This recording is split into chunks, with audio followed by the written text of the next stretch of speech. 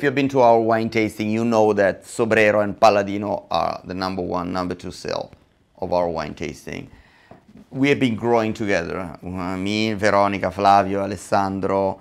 I'm slightly older than them. Actually, maybe 10 years older than them, maybe 15 years older than them. But we have been seeing our business growing together in a proper way. It's like exploding, but on the same time being wise. Maintaining the quality, focusing on the quality day after day. I'm talking about me as restaurant owner and our wine club, and them. And I like when you develop a relationship with a winemaker in a way that you create a link in when you help each other, and somehow you can connect yourself and the thing that you're doing with the countryside and with the culture. And I like the idea that our economy is a wise economy. It's a sustainable economy, not in a cultural sense.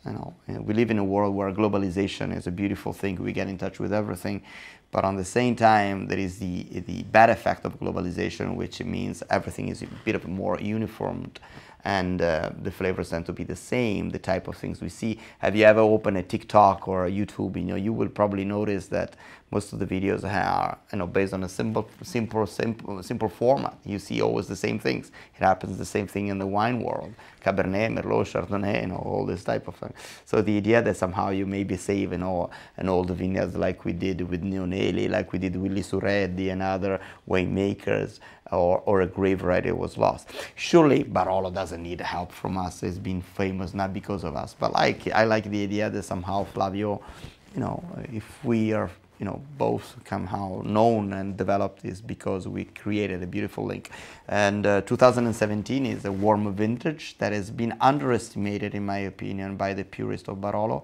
That I like how the good winemakers were able to. We came out with 2017, which is a really warm vintage, and maybe slightly lack of acidity, is a little bit more fruit. It's interesting how the American market prefer the bad vintages, not what we consider bad vintages are the good ones. They prefer the vintages that are a bit more ripe because they are slightly softer.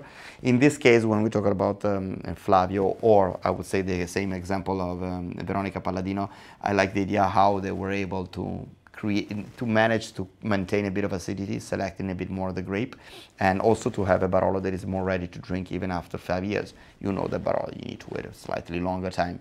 Ciabot Tanasio doesn't really need to be presentation. It's not actually a cru, an official cru. I would call more a lieu-dit.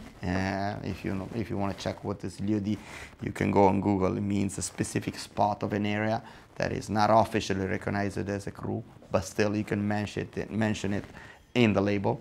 And it's like 20 meters down below the vineyards, facing southwest, as far as southeast, sorry, as far as I remember, facing La Morra.